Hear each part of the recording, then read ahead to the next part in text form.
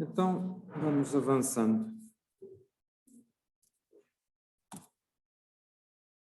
Está alguém online da turma de quinta-feira? Sim. Sim, estou. Ok. Então já vou. Eu ainda não consigo. Tentei gravar a aula, mas não ficou bem. Vou ter que fazer pequenos vídeos, mas faço aqui uma pequena revisão no início da aula.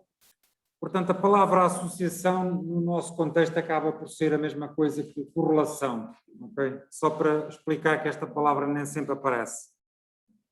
Este slide vemos no final, vou passar à frente. Portanto, temos duas variáveis. A ideia é, então, estabelecer se existe uma correlação entre as duas variáveis ou elas serão independentes. Então, já estou aqui a misturar um bocado o discurso nesta forma de introdução. Então, só para teclar um bocadinho, a palavra correlação aqui na nossa disciplina acaba por ser algo semelhante ou sinónimo de dependência. E não correlação, não existência de correlação, acaba por ser sinónimo de independência.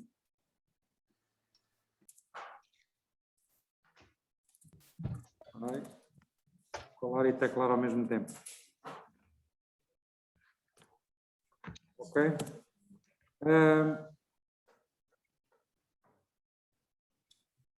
Pronto. Portanto, a palavra associação acaba por ser, neste contexto da nossa disciplina, o mesmo que correlação. Associação igual a correlação, no caso do capítulo 5. Depois, mais para a frente, até vamos usar a palavra associação para outra coisa. E, portanto, entre duas variáveis. Portanto, estamos a falar da questão da correlação entre duas variáveis x e y. Vimos na aula, a turma de quinta-feira é que, por causa do FED, não teve esta matéria. Portanto, uma boa maneira para começarmos é com a estatística descritiva através de diagramas de dispersão, que aparece esta expressão aqui. Depois calculamos as medidas, neste caso, estão a ver que aqui aparece coeficientes de correlação, a substituir ali um pouco a palavra associação, e depois podemos efetuar testes de hipóteses. Nós hoje até vamos ver aqui uma pequena demonstração de porque é que precisamos de efetuar testes de hipóteses. Diagramas de dispersão. Temos aqui um diagrama de dispersão. Portanto, os pares de pontos, não é necessário mais, não quero falar mais do que apenas a visualização deste diagrama de dispersão. As calculadoras fazem isto, qualquer software faz isto. Temos aqui uma situação de um diagrama de dispersão um bocadinho baseado em dados reais. Então, o que é que nós vemos aqui? Vemos que há esta noção de correlação, ou seja, de dependência. Portanto, nós vimos agora aqui que a palavra correlação está associada à palavra dependência, no fundo uma espécie de sinónimos. Porquê? Porque se eu tiver, são duas variáveis, são dados reais, o comprimento fetal à nascença, o peso fetal à nascença, se eu tiver um bebê que está a nascer com 35 centímetros, nós conseguimos prever o seu peso em gramas aqui à volta dos 1500 gramas. Uma criança com 45 centímetros terá pesos na ordem das 1800, por exemplo, até às 3500 gramas. Então, há uma certa previsão possível de ser feita. Para que é que isto serve? Isto serve para normalizar. Ou seja, quando nasce a criança, nós conseguimos enquadrar, perceber qual é o percentil, ver se a relação entre o comprimento e o peso está dentro de uma chamada normalidade. Cuidado que a palavra aqui pode ter vários sentidos. E usamos estes modelos matemáticos exatamente para isso, porque é possível estabelecer esta relação. Aqui temos mais dados reais, neste caso dados baseados em árvores. Só para quem entretanto chegou, eu estou a falar muito depressa porque estou a fazer uma espécie de revisão, ainda não consegui fazer os vídeos apropriados. Então temos, em relação a estas árvores, temos o diâmetro, uma variável de diâmetro. Se calhar vou ampliar aqui um destes quadradinhos. E não só temos o diâmetro da árvore na base, diâmetro na base da árvore, como também temos a altura e também temos o volume dessa árvore. E o que temos aqui nestes quadradinhos todos é a relação entre pares de variáveis, por exemplo, entre o diâmetro e o volume, mas também temos no diagrama lá em cima, temos uma relação entre o volume e o diâmetro, ao contrário. Se repararem, estes pontos que estão aqui são espelhados, porque os eixos são trocados, destes pontos que estão cá em cima, mas a informação é exatamente a mesma. Não é visto de ângulos diferentes, às vezes dá jeito. Voltando à nossa correlação, à nossa dependência entre duas variáveis, é claro que um diâmetro pequeno corresponde a um volume pequeno. Isto são dados reais. É surpreendente que medir o diâmetro da árvore é suficiente para prever qual é que é o volume da árvore. Bem, então, à parte, hoje em dia já temos a inteligência artificial ou talvez o machine learning, dependendo do nome que queiram dar. Uma pessoa tira a fotografia à árvore e a fotografia calculou o volume da árvore. Pronto, com modelos aproximados. E isso seria tema de uma outra disciplina também interessante. Temos diâmetros intermédios que correspondem a volumes intermédios e diâmetros elevados que correspondem a volumes elevados. Uma surpreendente correlação entre estas duas variáveis. Já quando nós temos um diâmetro pequeno, a altura da árvore pode ser pequena ou pode ser média. Quando temos um diâmetro na base da árvore médio, a altura da árvore pode ser baixa, média ou elevada. E um diâmetro aqui mais elevado também sugere que possamos ter alturas altas, alturas médias e alturas baixas da árvore. Portanto, nós, a partir do diâmetro, temos muita dificuldade em prever qual vai ser a altura da árvore. A não ser que a altura seja mesmo o diâmetro seja mesmo muito pequenino. Aí conseguimos. Ficamos aqui com estes pontitos e talvez consiga. Mas é só aí. Para uma árvore já intermédia, se calhar semi-madura ou madura, já não conseguimos fazer essa relação, essa correlação. Então, nesta situação, nós temos esta terminologia. A não existência de correlação, nós usamos também a palavra de independência. Okay? Correlação ou independência, não existência de correlação ou independência entre os pares de variáveis. Mais. Temos aqui outra situação que é a mesma coisa. Agora não são dados reais, dados só eixo do x, eixo do y. Valores pequenos em x correspondem a valores de y baixos, médios ou elevados. Valores intermédios de x correspondem a valores baixos de y, intermédios para y ou elevados para y e a mesma coisa para valores elevados de x. Conclusão, nós não conseguimos prever qual vai ser o valor do y a partir do valor em x. Portanto, pelo menos através do gráfico, nós estamos a falar de uma situação também outra vez de independência entre as variáveis x e y. Agora, o que é que acontece também? Estamos falando devagarinho.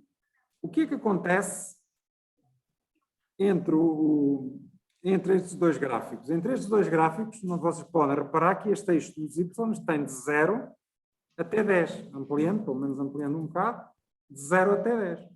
No gráfico do lado direito, o que é que nós temos? Temos de 0 até 10 também aqui. Então, são, no fundo, a mesma informação vista a dois ângulos diferentes, ou afastamentos diferentes. Eventualmente, e não necessariamente de forma incorreta, nós até poderíamos idealizar um segmento de reta para estes pontos. Imaginem que eu ponho aqui um segmento de reta. Vão ver? Assim, ligeiramente decrescente, por exemplo. Imaginem assim. Portanto, estão a ver que a informação da direita não obriga, melhor, a informação do lado esquerdo, a única coisa que nos diz é que, de facto, para valores pequenos de x, os valores y podem variar muito, para valores pequenos e elevados de x, os valores y também podem ser bastante afastados. Mas às vezes há uma noção de reta média que de facto até passa no meio dos pontos. Ok? Embora, qualitativamente, nós não conseguimos, dado o x, conseguir prever o que é o y. Portanto, dizemos que a relação entre x e y é de independência, são duas variáveis aleatórias independentes. Portanto, esta reta que eu desenhei aqui a verde, vamos esquecê-la para já. Não faz grande sentido neste momento estar a pensar na reta, mas cuidado que ela às vezes até pode existir mesmo. Mas sempre debaixo do pressuposto que nós, dado um x, temos muita dificuldade em prever qual é o y correspondente. Ok? Mais. Então, nós vamos analisar dois coeficientes. O coeficiente de correlação de Pearson, que foi analisado em 45 minutos na aula de 2 horas. Esse coeficiente de Pearson é o coeficiente indicado para situações de dispersão de pontos que estão aqui no lado esquerdo. O coeficiente de Spearman, que ainda não falámos na aula de 2 horas, é adequado para a situação do gráfico 2 e do gráfico 3. O que é que temos na situação do gráfico 2 e gráfico 3? Temos uma situação de pontos que tem uma estrutura monótona crescente, não estritamente, não é? Uns para baixo, outros para cima, mas conseguimos idealizar aqui uma curva monótona crescente, e o gráfico 3 a mesma coisa, uma curva monótona crescente, ainda que tenha a concavidade voltada para baixo. No gráfico 2 temos a concavidade voltada para cima. No gráfico 4, nós não estamos a estudar este gráfico diretamente, porque nem o coeficiente que se aplica a retas, nem o coeficiente que se aplica a gráficos monótonos, crescentes ou decrescentes, se pode aplicar. Porque aqui temos uma situação de não dependência, não é monótona. Podemos aplicar aqui uma concavidade voltada para cima, mas é uma situação não monótona. Então nós não estamos diretamente a avaliar este caso. Tínhamos que aplicar uma função a estes pontos que transformasse este gráfico ou no primeiro, ou no segundo, ou no terceiro. E lá iremos, na próxima semana, falar um bocadinho disso também. Portanto, para reter para a aula de hoje, nós temos, como já falámos na aula de 2 horas, estamos a trabalhar com o coeficiente de Pearson para analisar normalmente situação de dados em correlação linear. E também vamos trabalhar com o coeficiente de Spearman, tipicamente para dados em que nós temos uma correlação monótona, possivelmente não linear. Portanto, não é necessário que os pontinhos formem uma reta, ou estejam em torno de uma reta. Ok, temos estes dois coeficientes. Já estamos a entrar na matéria nova da aula de hoje, já fiz uma parte de revisão, assim um bocado em modo acelerado. E vamos continuar agora, então, a falar ainda do coeficiente de Pearson. Então, vamos medir, este coeficiente serve para medir quantitativamente a relação entre estes pontos que estão aqui. Portanto, a tal história da correlação entre o x e o y. Então, o próximo, deixa-me pôr a ordem, encolher aqui o slide. Aqui temos a ideia da expressão no slide número 10, que aparece aqui o contador. Temos a expressão matemática que nós, na nossa disciplina, nunca foi pedido uma avaliação para ser calculada à mão, não é? Gastava muito tempo estar a fazer isso numa avaliação, portanto, utilizamos o software R ou as calculadoras para calcular este coeficiente R. Como é que ele é interpretado? O que é que ele nos mostra sobre o nosso emparelhamento x, de um vetor x com um vetor y de pontos? O que é que ele vai mostrar? Então, se o R está no intervalo menos 1, perdão, o R está sempre no intervalo menos 1 a 1, e é muito intuitivo. Se o R é positivo, o declive é positivo. Se o R é negativo, o R é negativo. Então, se os pontos estão totalmente em cima do segmento de reta, o R vai ser exatamente igual a 1 ou exatamente... Puxa a janela. É melhor puxar, não totalmente fechar, mas até meio, assim, um 3Ds ou coisa assim. Senão... Tá bom. Pronto, obrigado. Então, a outra situação é se as variáveis são independentes. Temos um coeficiente de correlação aproximadamente zero. Faz todo o significado esta ferramenta do coeficiente de correlação.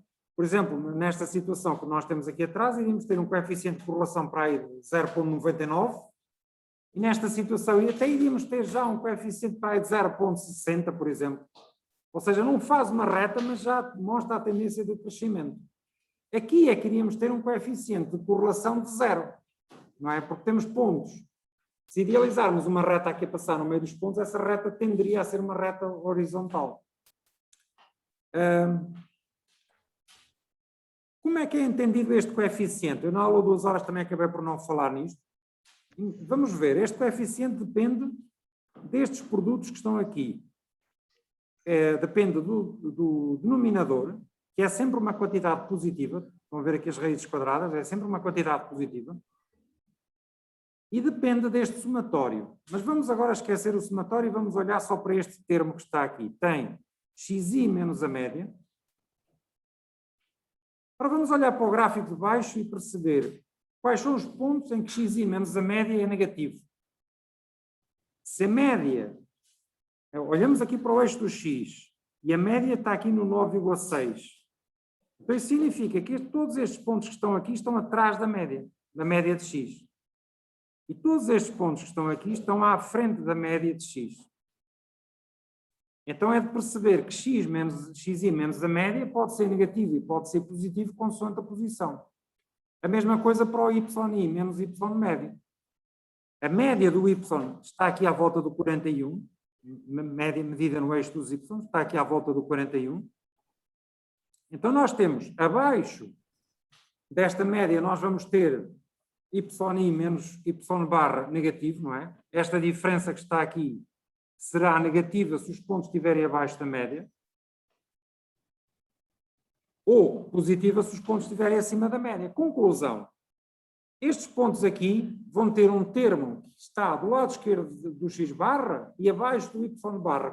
Conclusão, nós vamos estar a multiplicar uma quantidade negativa por outra quantidade negativa. Eu já ando a teclar isto no wiki para depois verem isto mais devagar. Estes pontos que estão aqui em cima estão todos acima da média do x e estão todos acima da média do y. Conclusão, mais por mais dá mais. Ou seja, para a grande maioria dos pontos que está aqui, nós vamos ter menos por menos ou mais por mais, indicando então que a larga maioria dos pontos vai contribuir com um sinal positivo. Quais é que vão contribuir com um sinal negativo? É este ponto, 2, 3 e este 4. Estes 4 pontos é que estão em quadrantes cruzados e vão contribuir com um sinal negativo. Só que como a larga maioria dos pontos produz um sinal positivo neste somatório, esta soma vai dar positiva. Portanto, indicando que a reta tem um declive positivo. Por isso é que nós conseguimos idealizar também aqui uma reta com declive positivo e aquele somatório vai originar um valor bastante longe do zero. Portanto, é um bocado o espírito que está por trás do coeficiente de correlação de Pearson. Eu também ainda não tinha falado isto na aula 2 horas, estou a falar agora, na outra turma. Pronto, temos aqui uma tabela de forte, moderada, fraca, depois fica para os exercícios serem interpretada esta tabela. Temos ainda aqui a situação do valor atípico. Portanto, se o coeficiente aqui de correlação é muito elevado, não é? Só que é ficticiamente muito elevado, porque temos aqui este valor atípico. Tirando o valor atípico, o coeficiente de correlação deixa de ser de 0,88. O valor máximo é 1. O valor máximo é 1. Se tirarmos o valor atípico, o que vai acontecer é que vamos passar a ter um R de 0,26, já muito baixo. Já não há quase correlação. Porquê? Porque a um valor de x pequeno, nós temos observações baixas em y e observações elevadas em y. A um valor de x elevado, nós temos observações baixas em y e observações aqui intermédias já em y também. Portanto, nós não temos propriamente aqui uma boa noção de correlação entre o x e o y. Daí este R ser tão baixo. Baixo significa próximo de zero. Baixo em magnitude. Ok? Portanto, interpretar o coeficiente do R. Agora chegamos aqui a um aspecto que na turma da manhã causou alguma estranheza, que é porque é que nós precisamos de um teste de hipóteses. Ora bem, eu almocei e depois peguei na minha costela informática para produzir aqui umas pequenas experiências. Eu ainda não mostrei isto a ninguém, espero que gostem. Que é o seguinte. Toda a gente vê aqui uma reta. Certamente, temos 2 pontos, temos aqui um segmento de reta. Então, qual é o coeficiente de correlação amostral? Ou seja, se nós aplicarmos esta fórmula que está aqui, o coeficiente de correlação amostral vai dar resultado igual a 1. O que é que está aqui escrito? Se R igual a 1, temos uma reta perfeita com declive positivo. Ou seja, os pontos caem exatamente em cima do segmento de reta. Maravilha. Agora vamos fazer um teste de hipótese. Vamos, no fundo, fazer um teste de hipótese a estes 2 pontos. Vamos testar se o R populacional, isto é como no capítulo 3, sempre que é o coeficiente populacional, temos letras gregas para os coeficientes populacionais. O coeficiente de correlação da população, nós só estávamos a olhar para uma amostra de 2 pontos. Comparado, hipótese alternativa, se o coeficiente de correlação é diferente de 0, significativamente diferente de 0, ou então igual a 0. Vamos fazer este teste de hipóteses. Surpresa das surpresas. Dá um pi-value de 1. Ainda sabem interpretar pi-values? Já estamos no capítulo, já terminamos agora, estamos a terminar o capítulo 4. Então, quando o pi-value é grande, muito superior a 0,05, qual é a nossa conclusão? Rejeitar H0 ou não rejeitar H0? Quando o pi-value é grande, não se rejeita H0. Ora bem, o que é o H0? O H0 é dizer que o coeficiente de correlação populacional pode ser igual a 0. Portanto, apesar da nossa amostra só ter 2 pontos, nós não conseguimos dizer que esta amostra é significativa para termos aqui uma reta já, não. Ou seja, a informação, a quantidade de pontos é tão pequenina, que nós não podemos excluir a possibilidade de termos aqui uma reta horizontal a passar no meio dos pontos. Quem diz que tem uma reta oblíqua também pode dizer que passa aqui uma reta horizontal só com 2 pontos. Daí ser necessário fazer um teste de hipótese. Porquê? Porque o importante, o resultado, imagine, vocês estão na posição de investigadores e vão para o laboratório, o que vocês mais querem, o que nós mais queremos é encontrar retas. Para quê? Para chegar depois para o artigo científico e dizer, olha, o carboidrato relacionado com a gordura dá uma reta perfeita e eu consigo prever quanto é que a pessoa vai emagrecer olhando para uma reta. Porque o que nós queremos é encontrar retas. Só que este resultado, o que nos está a dizer é que não há reta nenhuma. É só na nossa imaginação que ainda temos aqui uma reta. Ou seja, nós rejeitamos H0. Ao rejeitar H0, nós não rejeitamos H0. Não rejeitamos H0. Portanto, o coeficiente de terminação pode ser perfeitamente nulo. O coeficiente de correlação pode ser perfeitamente nulo. Portanto, podemos estar nesta situação que está aqui. R igual a 0. Ausência de correlação. Não é? Agora, o que é que acontece se aumentarmos aqui? Vamos pôr mais um pontinho. Agora temos 3 pontos. Só com 3 pontos. Esta situação, por exemplo, uma amostra que mostra isto. Estão a ver? O coeficiente de correlação continua a ser elevado, 0,86, mas o pi-value continua a dizer assim, olha, a hipótese H0 de não haver correlação continua a ser uma hipótese verdadeira. Continua a não ser possível dizer que há uma correlação significativa. Apesar da nossa mente visual poder imaginar livremente aqui um segmento reto a passar no meio dos pontos. Podemos imaginar isso. Mas só com estes 3 pontos e nestas posições, o pi-value até já baixou de 1 para 0 para 33%, mas é muito longe daquele 0,05, é muito longe de ser pequeno. Vamos continuar a nossa experiência. Agora vamos para 4 pontos. Olhem aqui com 4 pontos. Agora já se começa a desenhar aqui qualquer coisa. Mas mesmo assim, portanto, já continuamos a ter um coeficiente de correlação bastante grande, amostral 0,94, mas temos um valor P que diz assim, olha, já está melhor. Já é qualquer coisa mais significativo do que os casos anteriores. Portanto, rejeitar ou não rejeitar H0 nesta situação depende um bocado do rigor com que o investigador tenha. Como ainda são muito poucos pontos, eu diria que este 0,056 não é assim não nos indica tanta significância nesta reta quanto nós gostaríamos. Portanto, quantos mais pontos nós tivermos, melhor. Acho que pus aqui ainda mais um exemplo com 5 pontos. Olha aqui esta configuração de 4 pontos ainda. Qualquer um de nós pode idealizar aqui uma reta a passar no meio dos pontos, mas o valor P diz assim, olha, com esta configuração, com estes pontos, também podemos idealizar aqui um segmento reto horizontal, ou seja, em que o X e o Y não são relacionados.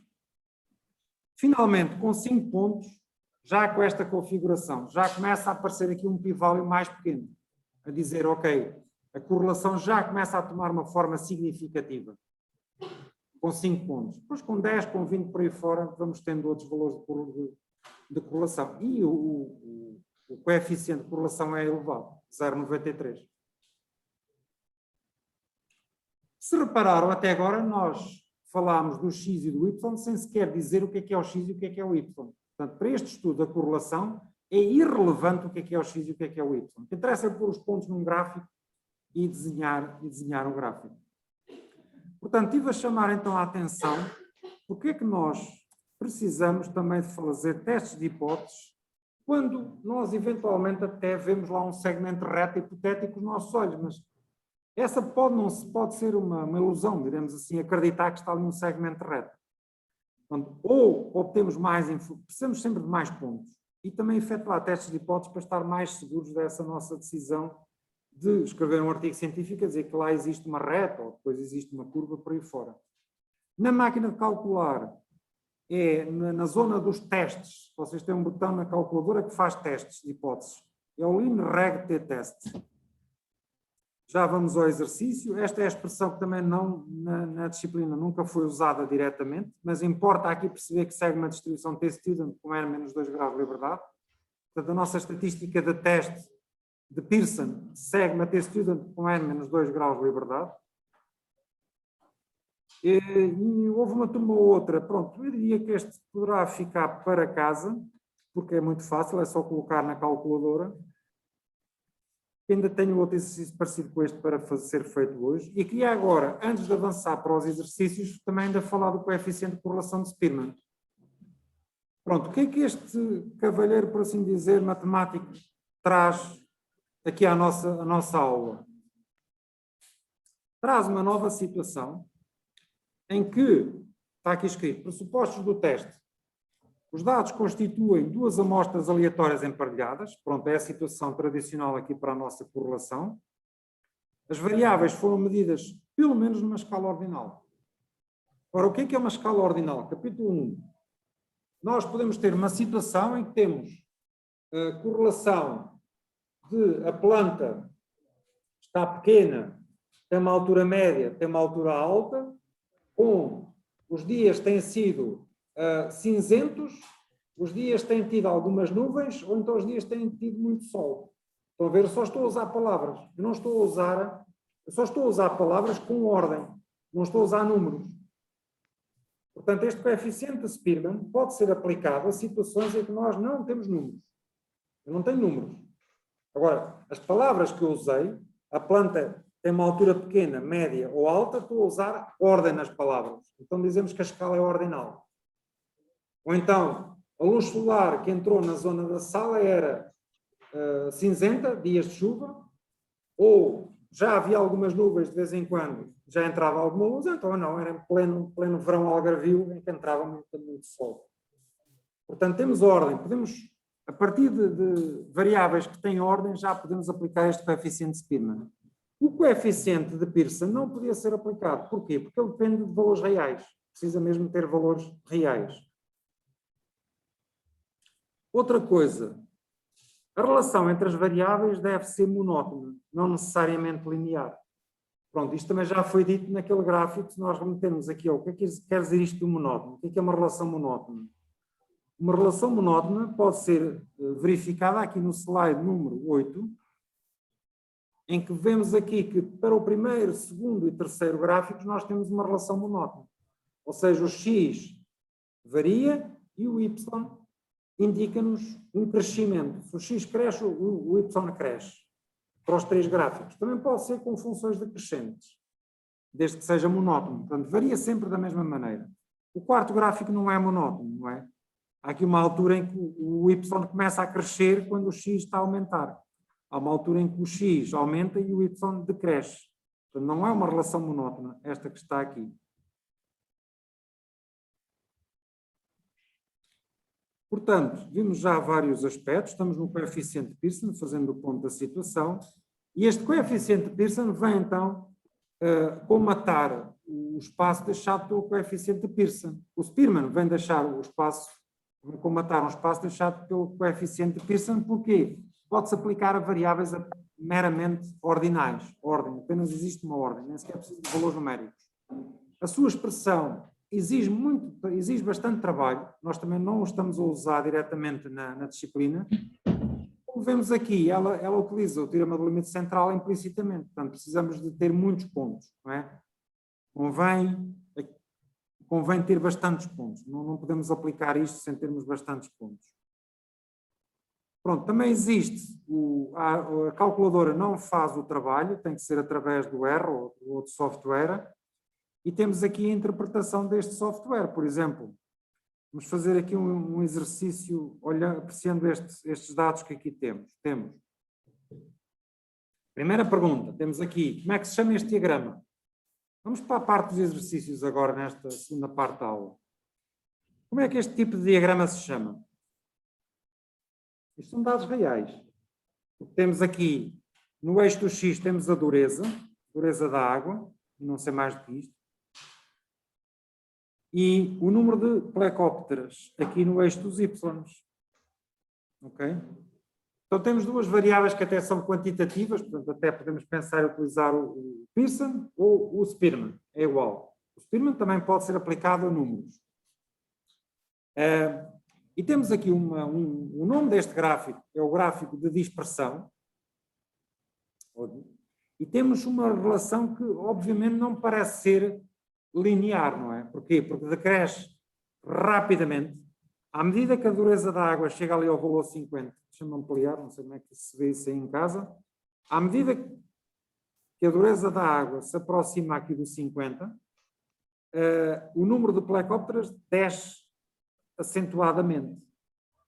E depois como que vai decrescendo suavemente à medida que essa dureza vai atingindo níveis cada vez mais superiores. Portanto, há aqui uma curvatura, nós podemos idealizar aqui uma função monótona decrescente. Podemos também idealizar uma reta, não é? Se quisermos um objeto matemático muito simples, pomos aqui uma reta, um segmento de reta aqui, alguns médios, tudo bem, também, já é uma primeira abordagem, mas claramente que aqui há uma curvatura, portanto, a sugestão aqui seria uma função não linear. Do lado esquerdo, temos os testes de hipótese e a estimativa do parâmetro. Por exemplo, o coeficiente de Pearson, o nome está aqui, coeficiente de Pearson, tem o sample estimates, a estimativa amostral, de 0,67, já não é assim tão mal.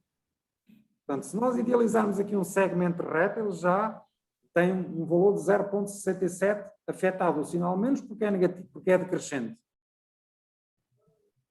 E também temos um pi-value, 0,011, 0,0112, ok?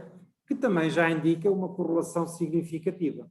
Ou seja, com estes pontos, com esta configuração, já podemos admitir que o coeficiente de correlação de Pearson é significativamente diferente de zero. E está tudo bem, não é? O gráfico, com tantos pontos, de facto, estamos a ver essa situação. Agora, qual destes dois coeficientes é que é mais apropriado? Como não temos aqui um segmento de reta, temos uma situação monótona aqui, mas não é um segmento de reta, o coeficiente mais apropriado é o coeficiente de Spearman, que tem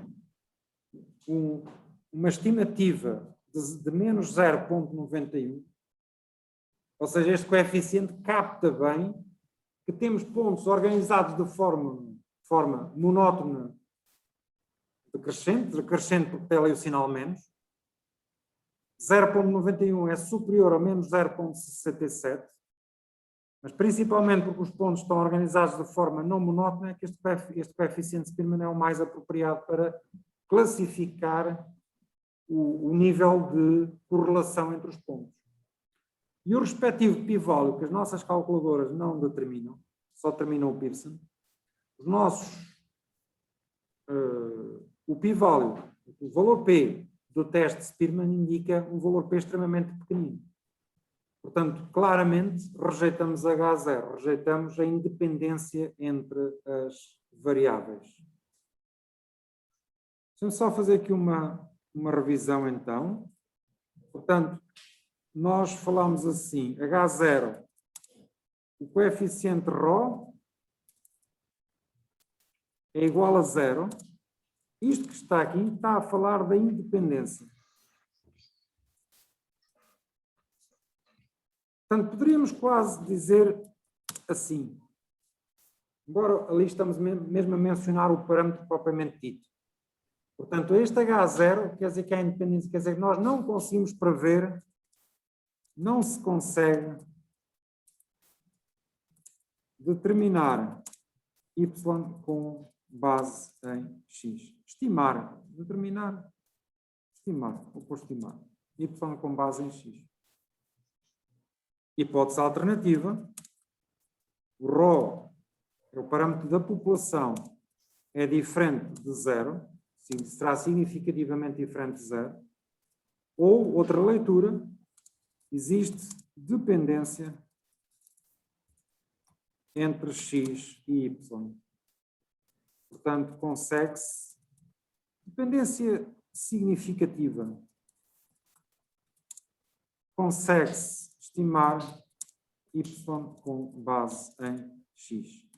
Como eu tenho dito até agora, nós não sabemos nem quem é o x, nem quem é o y. É completamente irrelevante para este estudo que estamos a fazer agora. Não interessa, pode ser uma invenção qualquer das nossas cabeças.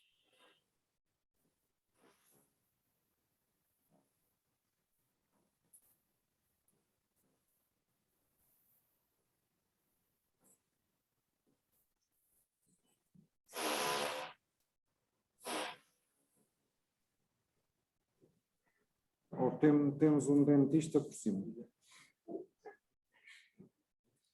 Voltando então ao nosso exercício. Então, neste slide número 21, nós vamos escolher, se tivesse, imagina uma pergunta de escolha múltipla. Nós iríamos escolher o coeficiente de Spearman por causa disto, por causa disto e por causa disto. Eu disse escolha múltipla, retiro. Imagine uma pergunta aberta. Justifique a sua escolha do coeficiente, o valor p-val, o que é que ele significa. Uma pergunta aberta. Bem, escolhe-se o Spearman, porque os dados são monotonamente decrescentes, apresentam uma correlação monótona decrescente e não são lineares. Embora se possa também pensar no Pearson. Vamos para o nosso exercício 5.6.